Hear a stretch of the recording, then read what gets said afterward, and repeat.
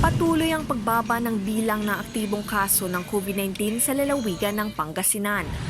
Sa inilabas na Pangasinan COVID-19 Monitoring Report, 13 bayan sa lugar ang wala na ang aktibong kaso.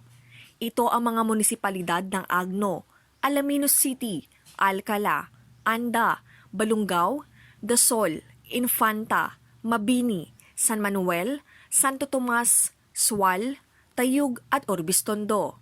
Nasa 119 naman ang aktibong kaso sa probinsya.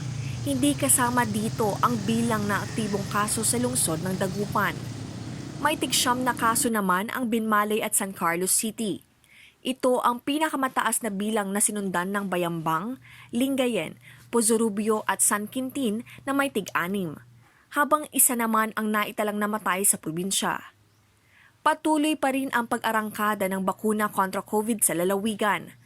Tatanggapin ang mga kabataan edad 12 pataas para sa walk-in vaccination sa Narciso Ramos Sports and Civic Center bukas, November 26. Ang mga nais magpabakuna ay kinakailangang magdala ng identification card o birth certificate.